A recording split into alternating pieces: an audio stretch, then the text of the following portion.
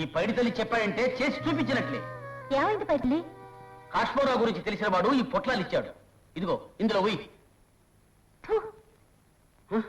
ఏమి కాలేదే, తీసుకో.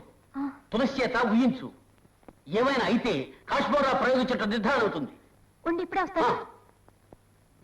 తులసి తులసి తులసి పాపా, దీనిలో ఉమ్మమ్మా, దీనిలో ఉమ్మమ్మా, ఉమ్ము.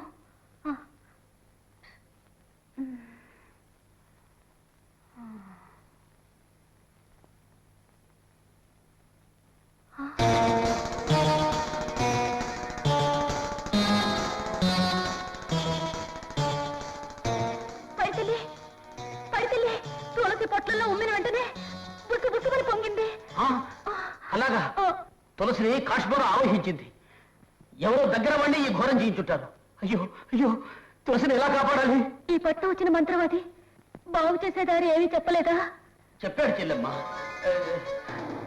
కానీ పర్వాలేదు, చెప్పు పైతల్లి. ఎలా చెప్పను? చెప్పకూడదమ్మా. పాప చచ్చినా పర్వాలేదు, నన్నేమడగదు. నీకు పాప అంటే ఇష్టం లేదా? చెప్పు పైతల్లి, ఏమైనా పర్వాలేదు, చెప్పు పైతల్లి, చెప్పు పైతల్లి. నువ్వేడవ చెల్లెమ్మ, చెప్పేస్తాను. బిడ్డను ఆవహించింది కాశ్మీరా. కాశ్మీరా క్షుద్ర దేవత. ఆ పిశాచి మనసు చాలా చెడ్డది. అది వదిలిపెట్టి పోవాలంటే ఈ ఇంట్లో ఒక అఘాయిత్యం జరగాలి. తండ్రి కూతురు లేక అన్నా చెల్లెలో కలుసుకోవాలి. అది అర్ధరాత్రి 12 గంటలకు సరిగ్గా. ఆ ఘోరాన్ని చూస్తే ఆ క్షుద్రదేవత వదిలేస్తుంది.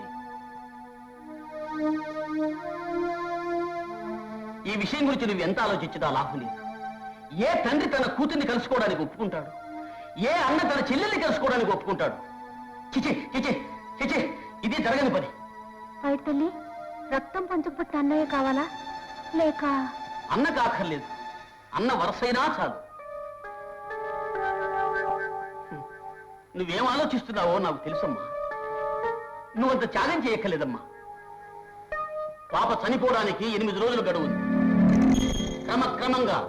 క్రమక్రమంగా బాధను అనుభవిస్తుంది. ఒకరోజు రక్తం కక్కుతుంది, చివరకు నరకయాతన అనుభవించి చనిపోతుంది. బిడ్డ చస్తే 4 రోజులు ఏడుస్తారు. అందుకోసం నీవు నీ శీలాన్నే త్యాగం చేయాలనుకోవడం న్యాయమంటావా? తులసి ప్రాణం కోసం నా జీవితం నాశనమైనా పర్వాలేదు. అలాగేనమ్మా, నీ ఇష్టం. అయినా నువ్వు చేసే త్యాగం ఎంత గొప్పదో నా నోటితో నేను అనలేను. ఇది స్త్రీ జాతి గర్వించదగిన త్యాగం. తులసి మీద నాకు ప్రేమ ఉంది. తను నవ్వుతూ తిరగాలని నాకు ఆశగా ఉంది. నీ గది తలుపులు తీసించు. రాత్రి 12 గంటలకు నేను వస్తాను. కాశ్మీరా వచ్చే సమయం.